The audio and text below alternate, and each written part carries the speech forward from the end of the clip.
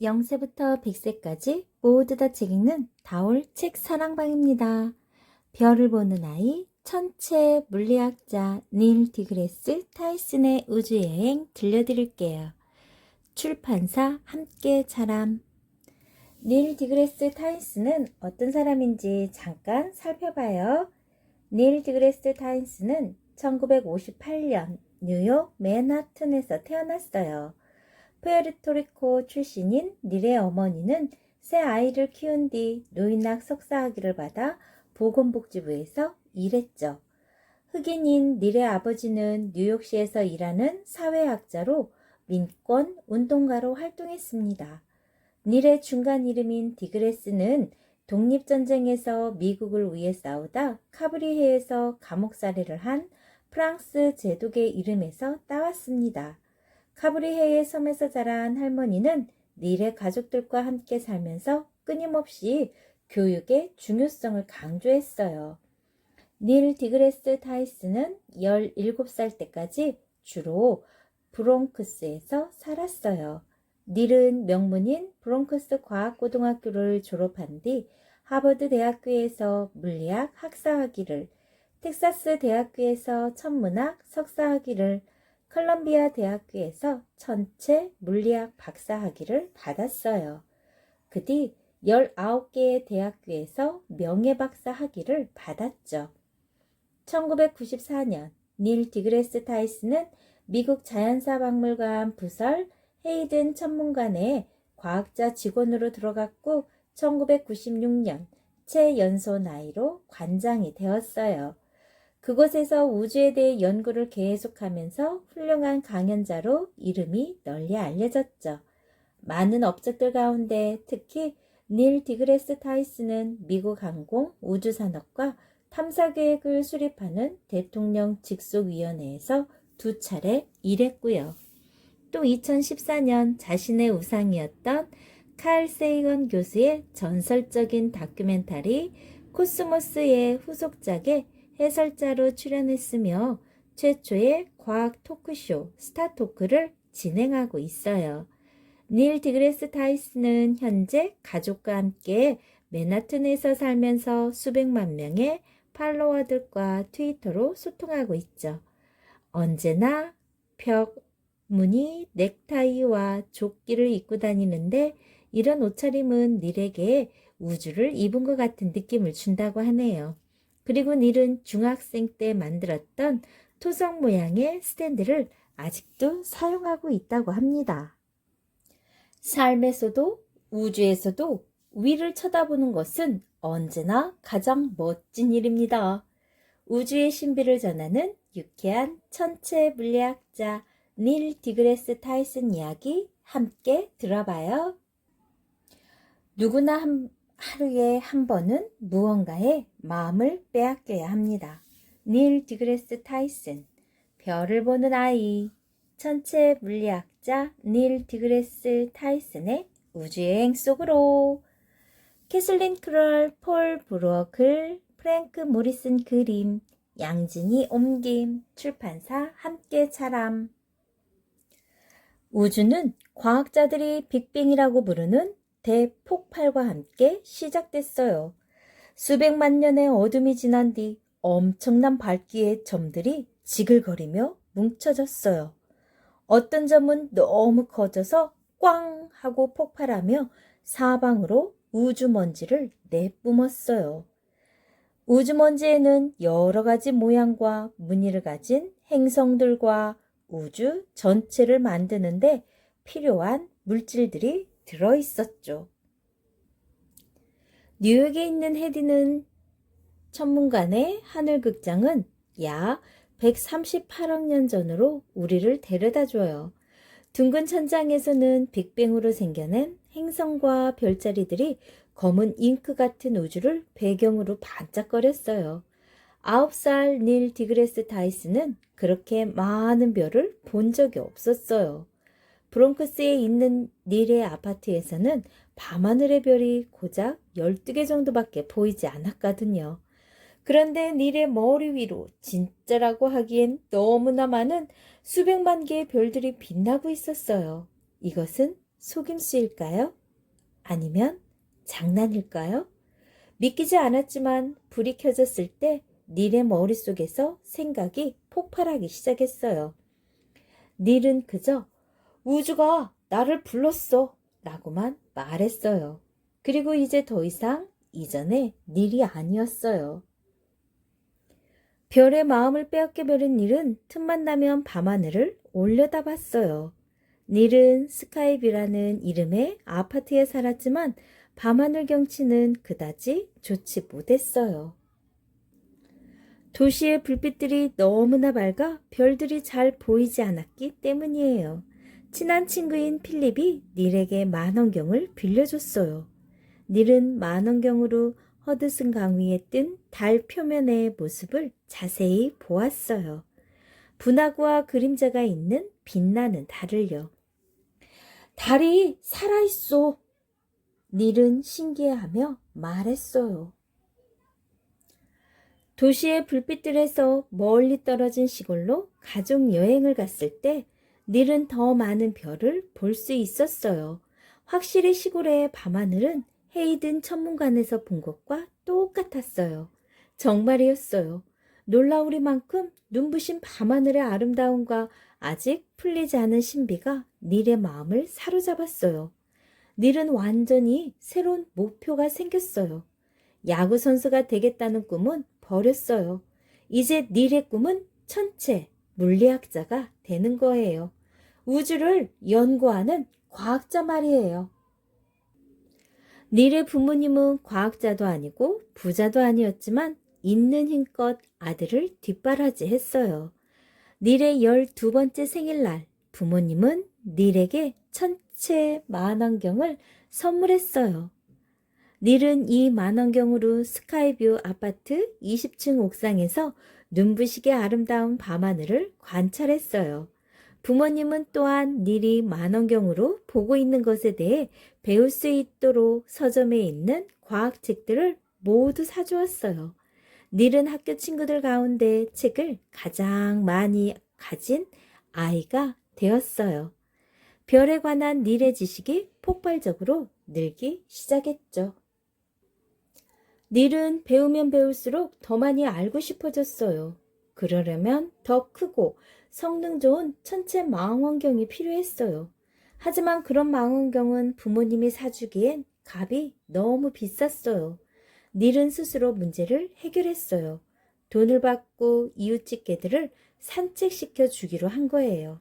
이웃집 개들은 피터와 같은 귀여운 이름을 가진 응석바지 애완견들이었어요. 비 오는 날이면 비옷을 입히고 장화를 신기는 개들도 있었어요. 마침내 닐은 부모님의 도움을 받아 1.5m짜리 천체 망원경을 살 수 있을 만큼 충분한 돈을 모았어요.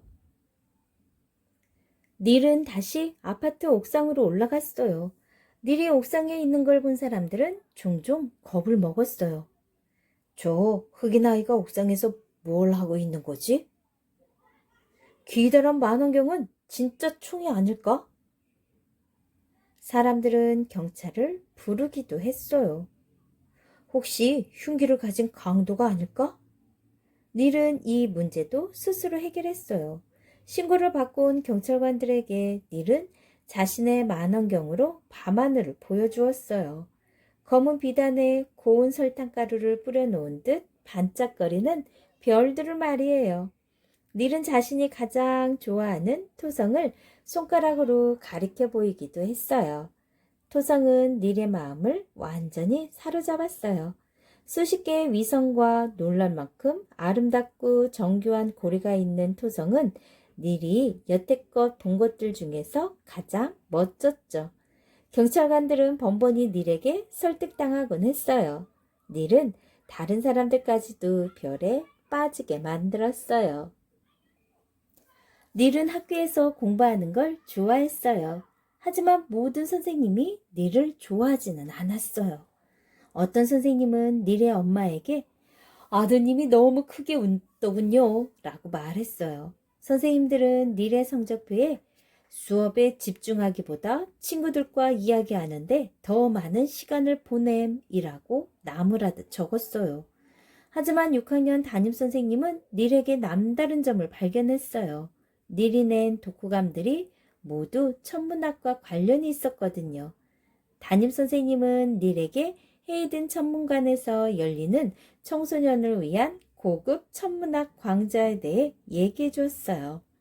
닐은 혼자서 지하철을 타고 헤이든 천문관에서 하는 강의를 들으러 다녔어요.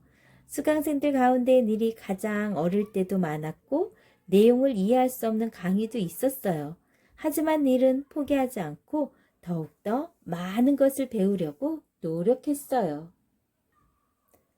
우주에 대해 알고자 하는 닐의 탐구심은 천문관에서 닐을 내일이 기대되는 어린 스타로 만들어 주었어요. 닐에게 감동한 교육 담당자는 북서아프리카 해안으로 떠나는 믿을 수 없을 정도로 굉장한 탐사 여행에 닐을 초대했어요.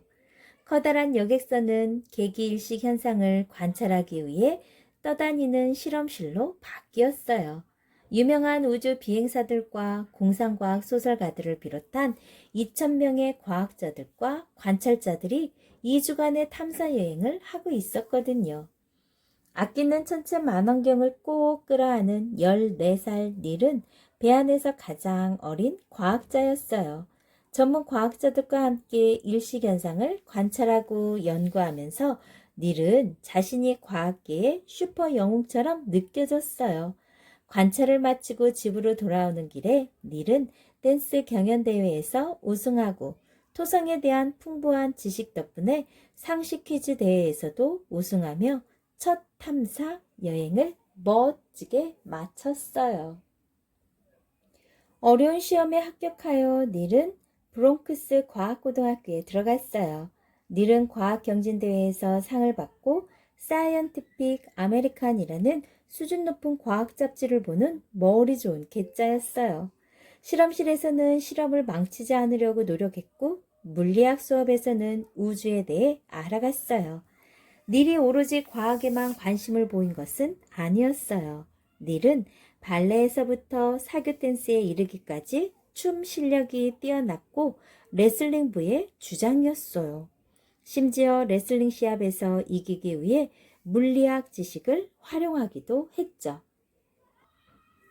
15살 때 닐은 남부 캘리포니아주 모하비 사막에서 열린 여름 천문학 캠프에 참가했어요. 무서운 정갈과 타란툴라, 울부짖는 코요테들은 전혀 문제가 되지 않았어요. 이 캠프에 참가하는 것은 닐에게 최고의 행복이었어요. 낮에는 닐이 좋아하는 주제의 강의를 들었고 밤에는 성능 좋은 만원경으로 밤하늘을 관찰했어요. 도시의 불빛들에서 아주 멀리 떨어져 있어서 밤하늘에는 닐이 헤이든 천문관에서 처음 보았던 것보다 훨씬 더 밝고 많은 별들이 터질 듯 가득했죠. 닐은 너무나 가슴이 벅차 아무 말도 할 수 없었어요. 그런데 닐은 이웃집 개들을 산책시켜주고 번 돈으로 하늘 사진을 찍을 수 있는 성능 좋은 사진기도 준비했죠. 닐은 이 사진기로 은하수, 별자리, 달, 행성들을 찍어왔어요. 그리고 뉴욕 시립대학교에서 열린 첫 번째 강연에서 50명의 어른들에게 자신이 찍은 사진들을 보여주었죠. 닐은 긴장했을까요? 아니요. 과학에 대해 말하는 것은 닐에게는 숨쉬는 것과 같았거든요. 사람들은 폭발할 것 같은 닐의 열정에 빠져들었어요. 닐의 단 하나의 목표는 천체 물리학과 관련된 직업을 갖는 것이었죠. 많은 사람들이 닐의 실력을 알아보고 꿈을 향해 나아가도록 힘껏 도와주었어요. 그런데 닐을 못마땅하게 여기는 사람들도 있었어요. 닐은 인종차별을 겪을 때도 있었죠. 심지어 닐이 장차 과학자가 되기보다 운동선수나 흑인 사회의 지도자가 되는 것이 더 나을 거라고 생각하는 친구들도 있었어요. 하지만 닐의 가슴 속에는 우주를 향한 열정이 불타오르고 있었죠. 닐은 이 열정을 로켓 연료 탱크라고 생각했어요. 만원경으로 맨 처음 토성을 관찰했을 때처럼 모든 새로운 발견들은 이 연료 탱크에 엄청난 양의 연료를 쏟아부어 주었어요. 닐이 대학을 선택하기 시작할 무렵 닐의 이름은 과학계에 많이 알려져 있었어요. 그 당시 가장 유명한 천문학자였던 칼 세이건 교수는 닐이 자신의 학교에 입학하도록 설득하고 싶었어요. 한방눈이 내리던 2월의 어느 날 오후 닐은 버스를 타고 뉴욕주 이타카에 있는 코넬 대학교로 칼 세이건 교수를 찾아갔어요. 실험실을 둘러보는 동안 닐은 칼 세이건 교수와 과학에 대해 쉬지 않고 이야기를 나누었죠. 칼 세이건 교수는 펑펑 쏟아지는 한방눈을 맞으며 고등학교 졸업반인 닐을 버스 정류장까지 데려다 주었어요. 그러고는 눈이 너무 많이 와서 버스가 끊겼을 때를 대비해서 닐에게 자기 집 전화번호를 알려주었어요. 닐은 감동받았어요. 하지만 하버드 대학교에 관한 좋은 이야기들도 많이 들었기 때문에 닐은 하버드 대학교에 가기로 결정합니다. 대학교에 다니면서 닐은 레슬링, 춤, 운동장에 있는 관중석 계단 오르내리기를 하며 근육을 키웠어요. 물리학을 열심히 배우고 방정식을 완벽하게 익히고 실험을 하며 두뇌를 단련했어요. 그리고 닐은 글을 쓰고 학생들을 가르치고 가정교사를 해서 돈을 벌어 지갑을 두둑하게 채웠어요. 11년을 더 학교에 다니고 나서 닐은 천체 물리학 분야에서 받을 수 있는 최고 학위를 받았어요. 닐은 말 그대로 100만 명 중에서 한 명 나올까 말까 한 스타였죠. 닐은 계속 위를 쳐다보았고 연구를 계속하며 우주의 신비를 풀어나갔어요. 36살 때 닐은 자신의 꿈이 싹트기 시작한 바로 그 헤이든 천문관으로 출근을 했어요. 그리고 2년 뒤 마침내 닐은 헤이든 천문관 관장이 되었어요. 어느 날 닐은 한 텔레비전 방송국에서 전문가로 출연해달라는 부탁을 받았어요. 닐은 그날의 뉴스인 태양 표면의 폭발에 대해 설명할 수 있게 되어 기뻤죠. 나중에 닐은 나는 지금껏 텔레비전에서 흑인인 것과 아무 상관없는 전문 지식을 얻기 위해 흑인과 인터뷰하는 것을 본 적이 없습니다. 라고 말하며 무척 놀라워했어요. 닐은 사람들 앞에서 폭발할 듯한 열정을 쏟아내는 일이 바로 자신이 해야 할 일이라고 생각했죠. 닐은 우주에 대해 느낀 경외감과 감탄을 다른 사람들에게 전해주고 싶었어요. 우주의 신비에 대해 알고 싶어 하지 않는 사람은 없을 테니까요. 닐은 연구를 통해 새로운 사실들을 점점 더 많이 알게 되자 너무 들뜬 나머지 길 가는 사람들을 붙잡고 이거 들어본 적 있어요? 하고 말을 걸고 싶어졌어요. 헤이든 천문관에 전시된 행성들의 표시를 새로 바꿀 때였어요. 닐은 다른 과학자들과 함께 최근에 발견된 것들을 살펴보았죠. 그리고 2000년에 그들은 놀라운 결정을 내렸어요. 가장 작은 행성인 명왕성을 더 이상 태양계의 행성에 포함시킬 수 없다는 것이었죠. 과학자들은 명왕성이 다른 행성들에 비해 크기가 너무 작고 얼음으로 뒤덮인 물체들과 더 공통점이 많다고 결론 지었어요. 닐은 명왕성을 사랑하는 세계 여러 나라 사람들로부터 항의 편지를 받았어요. 하지만 닐은 새로운 사실이 밝혀지면 과학도 바뀔 수 있다는 것을 보여주었죠. 6년 뒤 국제천문연맹은 닐의 의견을 받아들여 명왕성을 외소 행성으로 분류했어요. 닐 디그레스 타이슨만큼 과학에 대해 재미있게 이야기하는 사람은 아무도 없을 거예요.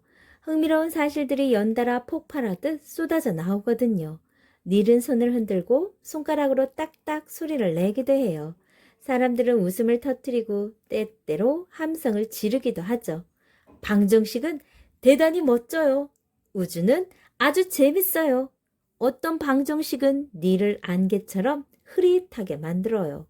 토성의 모습은 입이 떡 벌어지게 만들죠. 그리고 닐은 우와 같은 감탄사를 많이 사용해요. 닐은 우주에 있는 암흑물질의 신비에서부터 영화 속 좀비 이야기에 이르기까지 어떤 과학적인 것에 대해서도 확고한 생각을 갖고 있어요. 나는 날마다 우주에 대해 다양한 생각을 합니다. 라고 닐은 말해요.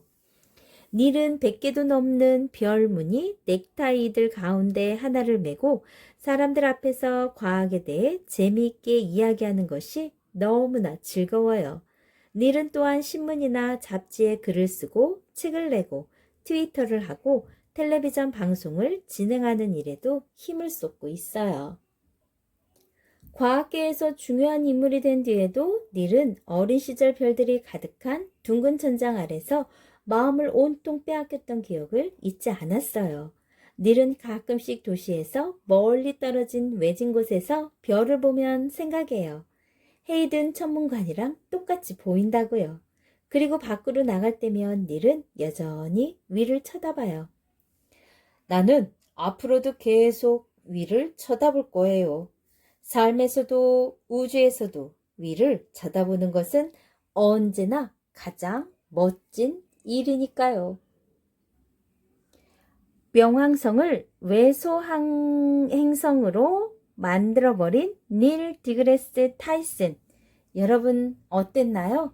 선생님도 이 책을 읽고 굉장히 놀라운 사실을 발견해요. 책은 우리가 몰랐던 걸 어떤가요? 많이 알려주죠? 이러한 지식들이 쌓이면 여러분들은 그것을 활용해서 내 것으로 만들 수 있는 친구들이어야 합니다. 우주의 신비를 전하는 유쾌한 천체 물리학자 닐 디그레스 타이슨 이야기였습니다. 좋아요, 구독 꾹 눌러주시면 계속해서 함께 할 수 있어요. 감사합니다.